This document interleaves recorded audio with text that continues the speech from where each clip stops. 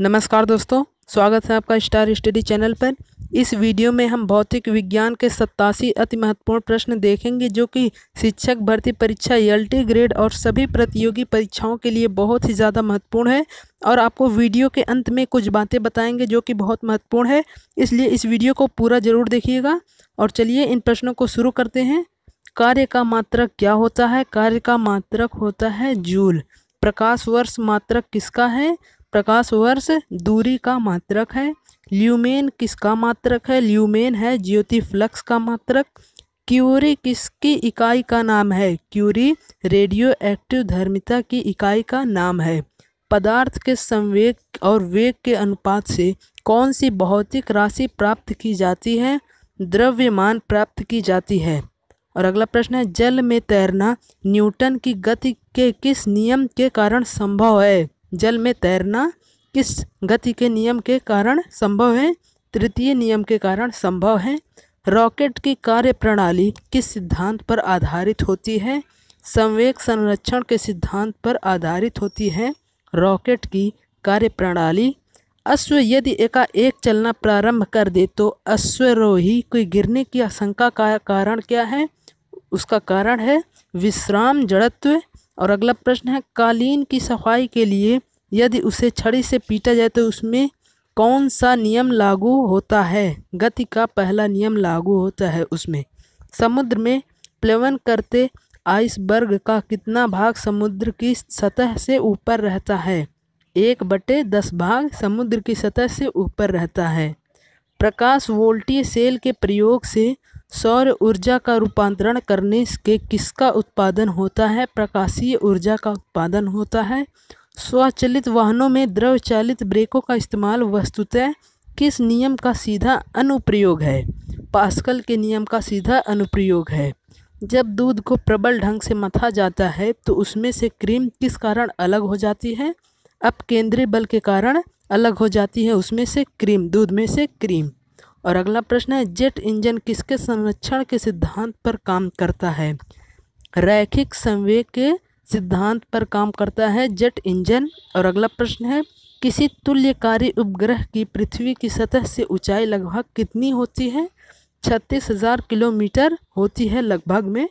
और अगला प्रश्न है, पृथ्वी के गुरुत्वाकर्षण का कितना भाग चंद्रमा के गुरुत्वाकर्षण के सबसे नज़दीक है? महत्वपूर्ण प्रश्न है जिसका उत्तर है 1/6। वर्षा की बूंद का आकार गोलाकार किस कारण से हो जाता है? वर्षा की जो बूंदें हैं वो नीचे आते आते गोलाकार क्यों हो जाती हैं? पृष्ठ तनाव के कारण हो जाती हैं। और अगला प्रश्न है, कपूर के छोटे छोटे टुकड़े जल की सतह पर क्यों नाचते हैं? पृष्ठ तनाव के कारण ये भी होता है। और पानी में लोहे की सुई डूब जाती है लेकिन जहाज तैरता रहता है, यह किस सिद्धांत पर है? यह आर्किमिडीज का सिद्धांत पर है। और आर्किमिडीज का नियम किससे संबंधित है? प्लेवन का नियम से संबंधित है आर्किमिडीज का सिद्धांत, नियम उनका। और अगला प्रश्न है, गुरुत्वाकर्षण के सार्वभौमिक नियम का प्रतिपादन किसने किया? न्यूटन ने किया गुरुत्वाकर्षण के सार्वभौमिक नियम का प्रतिपादन। कौन सा 1 किलोग्राम द्रव्यमान के पिंड पर कार्यशील पृथ्वी के गुरुत्वाबल का सही मान है? 9.8, जिसे हम अप्रॉक्स में मान लेते हैं 10। और अगला प्रश्न है, 1 हार्स पावर कितने वाट के बराबर होता है? महत्वपूर्ण प्रश्न है, 1 हार्स पावर कितने वाट के बराबर होता है? 746 वाट के बराबर होता है। और अगला प्रश्न है, लोहे की सुई पानी की सतह पर किस कारण तैरती रहती है? पृष्ठ तनाव के कारण यह भी रहता है। और एक गेंद को क्षैतिज से कितने कोण पर फेंके कि यह अधिकतम क्षैतिज दूरी तय कर सके? 45 डिग्री पर फेंके ताकि वह अधिकतम क्षैतिज दूरी तय कर सके। किसने न्यूटन से पूर्व ही बता दिया था कि सभी वस्तुएं पृथ्वी की ओर गुरुत्वाकर्षित होती हैं? महत्वपूर्ण प्रश्न है, किसने न्यूटन से पहले बता दिया था? ये ब्रह्मगुप्त ने न्यूटन से पहले ये चीज़ बता दिया था। और अगला प्रश्न है, क्रिकेट की गेंद को किस कोण से मारा जाना चाहिए ताकि वह अधिकतम दूरी तय कर सके, अधिकतम दूरी तक वह जा सके? क्षैतिज से 45 डिग्री का कोण रहे ताकि वह अधिकतम दूरी तय कर सके। ऊष्मा एक प्रकार की ऊर्जा है जिसे कार्य में बदला जा सकता है। इसका प्रत्यक्ष प्रमाण सबसे पहले किसने दिया था? सबसे पहले रमफोर्ड ने इसका प्रत्यक्ष प्रमाण दिया था। अगला प्रश्न है, किस वैज्ञानिक ने सर्वप्रथम बर्फ के दो टुकड़ों को आपस में घिसकर पिघला दिया? डेवी ने ऐसा किया था। और वाष्प इंजन में उबलते हुए जल का तापमान किस कारण से उच्च हो जाता है? बॉयलर के अंदर उच्च दाब होता है इसलिए। और तापयुग्म तापमापी किसके सिद्धांत पर आधारित है? सीबीके के प्रभाव पर आधारित है। पूर्ण विकिरण उत्तापमापी किस सिद्धांत पर आधारित है? स्टीफन के सिद्धांत पर आधारित है।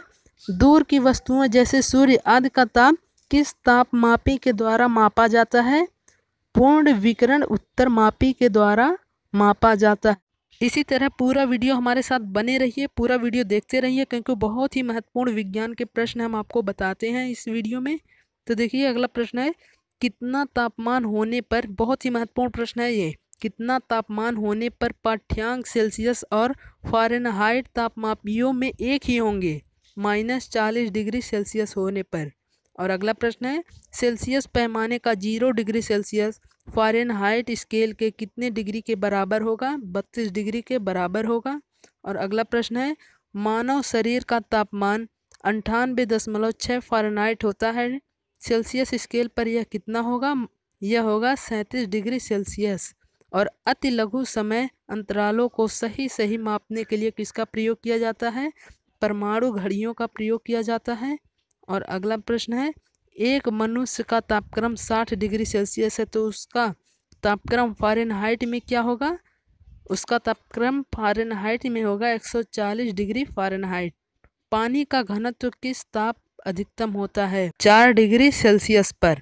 अगला प्रश्न है, साइकिल के ट्यूब अधिकांशतः गर्मियों में क्यों फट जाते हैं?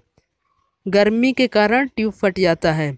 किसी झील की सतह का पानी बस जमने ही वाला है, झील के अधः स्थल में जल का तापमान क्या होगा? 4 डिग्री सेल्सियस होगा। ऊष्मा के संचरण की किस विधि में पदार्थ के अणु एक स्थान से दूसरे स्थान तक स्वयं नहीं जाते? चालन है इसका उत्तर। और द्रवों तथा गैसों में ऊष्मा का स्थानांतरण किस विधि द्वारा होता है? संवहन के द्वारा होता है। और अगला प्रश्न है, सूर्य की ऊष्मा पृथ्वी पर किस प्रकार के संचार माध्यम से आती है? विकिरण संचार के माध्यम से आती है। ऊष्मा का स्थानांतरण की किस विधि में माध्यम आवश्यक नहीं है?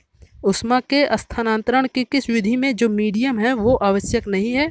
इसका भी उत्तर है विकिरण। और अगला प्रश्न है, ऊष्मा संचरण की वह विधि जिसमें माध्यम के कण गति नहीं करते कौन सी है? इसका भी उत्तर होगा विकिरण। और अगला प्रश्न है, आणविक संगठन के द्वारा ऊष्मा का संप्रेषण क्या होता है? संवहन होता है। सूर्य की विकिरण का कौन सा भाग सोलर कुकर को गर्म कर देता है? अवरक्त किरण। और अगला प्रश्न है, धूप से बचने के लिए छाते में रंग संयोजन कौन सा सबसे उचित है? ऊपर सफ़ेद और नीचे काला। किस विधि से ऊष्मा स्थानांतरण को न्यूनतम करने के लिए थर्मस फ्लास्क की दीवारों पर कलई की जाती हैं? विकिरण है इसका भी उत्तर। किसमें सर्वोच्च विशिष्ट ऊष्मा का मान होता है? जल में होता है। शुद्ध पदार्थ में कोई अन्य पदार्थ मिला देने पर उसके गलनांक पर क्या प्रभाव पड़ता है? उसका गलनांक जो है वो घट जाता है। अपद्रवों के मिलने से गलनांक पर क्या प्रभाव पड़ता है? तब भी घट जाता है। और चावल को पकाने में कहाँ अधिक समय लगेगा? माउंट एवरेस्ट पर सबसे अधिक समय लगेगा चावल को पकाने में। किसी द्रव का उसके क्वथनांक से पूर्व उसके वाष्प में बदलने की प्रक्रिया को क्या कहते हैं? उस प्रक्रिया को वाष्पीकरण कहते हैं। आंतरिक ऊर्जा की संकल्पना ऊष्मागतिकी के किस नियम से मिलती है? प्रथम नियम से मिलती है। और अगला प्रश्न है, ऊष्मागतिकी का प्रथम नियम किस अवधारणा की पुष्टि करता है? ऊर्जा संरक्षण की पुष्टि करता है। किस बिंदु पर फ़ारेनहाइट तापक्रम सेंटीग्रेड तापक्रम का दुगना होता है? 160 डिग्री फ़ारेनहाइट पर। किसी वस्तु का विशिष्ट ऊष्मा किस पर निर्भर करती है? पिंड के द्रव्य पर निर्भर करती है। सेल्सियस में माप का कौन सा तापक्रम 300 केल्विन के बराबर होता है? 27 डिग्री सेल्सियस। और ब्लैक बॉडी किसकी विकिरण को अवशोषित करती है? ब्लैक बॉडी किसकी विकिरण को अवशोषित करती है? केवल उच्च तरंग दैर्ध्य शीत ऋतु के दिनों में हम मौसम किस प्रकार का होने पर ज़्यादा ठंडा महसूस करते हैं? साफ मौसम होने पर हम ज़्यादा ठंडा महसूस करते हैं। मिट्टी के घड़े में किस क्रिया के कारण जल ठंडा रहता है? वाष्पीकरण के कारण। बाहर से वाष्पीकरण होता रहता है, इसलिए जो मिट्टी का घड़ा है वो ठंडा रहता है, उसके अंदर जो पानी रहता है वो ठंडा रहता है। और अगला प्रश्न है, पराश्रव्य तरंगों को सबसे पहले किसने सीटी बजाकर उत्पन्न किया था? गाल्टन ने सबसे पहले सीटी बजाकर उत्पन्न किया था। ध्वनि का तात्व जो पिच है किस पर निर्भर करता है? आवृत्ति पर निर्भर करता है ध्वनि का पिच। और अगला प्रश्न है, विमानों के आंतरिक भागों की सफाई में किसका उपयोग किया जाता है? पराश्रव्य तरंगों का उपयोग किया जाता है। और मनुष्य की ध्वनि कंपन की अनुभूति किस आवृत्ति सीमा में होती है? 20 से 20,000 हर्ट्ज तक होती है मनुष्य की ध्वनि कंपन की अनुभूति की सीमा। और अगला प्रश्न है, लगभग 20 डिग्री सेल्सियस तापक्रम पर किस माध्यम में ध्वनि की गति अधिकतम रहेगी? लोहा में सबसे ज़्यादा साउंड का स्पीड रहेगा। और अगला प्रश्न है, ध्वनि के किस लक्षण के कारण कोई ध्वनि मोटी या पतली होती है? उसके पिच के कारण। ध्वनि के पिच के कारण ही ऐसा होता है कि कोई ध्वनि मोटी और कोई ध्वनि पतली होती है। और अगला प्रश्न है, किसके द्वारा सबसे अधिक ध्वनि प्रदूषण होता है? हवाई जहाज जब उड़ान भरता है उस समय सबसे अधिक प्रदूषण होता है। और अगला प्रश्न है, कौन सी प्रक्रिया प्रकाश और ध्वनि दोनों में घटित नहीं होती है? ध्रुवण की प्रक्रिया दोनों में नहीं घटित होती है। और ध्वनि का प्रभाव मानव के कानों में कितने समय तक रहता है? 1/10 सेकंड का रहता है ध्वनि का प्रभाव मानव के कानों में। और ध्वनि तरंगे किसके कारण प्रतिध्वनि उत्पन्न करती हैं? परावर्तन के कारण वो प्रतिध्वनि उत्पन्न करते हैं। और एक व्यक्ति को अपनी प्रतिध्वनि सुनने के लिए परावर्तक तल से कितनी दूर खड़ा रहना चाहिए? 56 फीट की दूरी पर उसे खड़ा रहना चाहिए। स्टेथोस्कोप ध्वनि के किस सिद्धांत पर कार्य करता है? परावर्तन सिद्धांत पर काम करता है। पास आती रेलगाड़ी की सीटी की आवृत्ति या तीक्ष्णता बढ़ती जाती है, ऐसा किस घटना के कारण होता है? ऐसा डॉपलर प्रभाव के कारण होता है। किस एक प्रकार की तरंग का प्रयोग रात्रि दृष्टि उपकरण में किया जाता है? अवरक्त तरंग का प्रयोग किया जाता है। एक जेट वायुयान 2 मैक के वेग से हवा में उड़ रहा है। जब ध्वनि का वेग 332 मीटर प्रति सेकंड है तो वायुयान की चाल कितनी है? तो वायुयान की चाल हो जाएगी 664 मीटर प्रति सेकंड। और अगला प्रश्न है, लगभग 20 डिग्री सेल्सियस के तापक्रम पर किस माध्यम में ध्वनि की गति सबसे अधिकतम होगी? लोहा में सबसे अधिकतम होगी। और एक जैव पद्धति जिसमें पराश्रव्य ध्वनि का उपयोग किया जाता है वो है सोनोग्राफी। और अगला प्रश्न है, कौन सी तरंगे शून्य में संचरण नहीं करती? ध्वनि तरंगे शून्य में संचरण नहीं करती।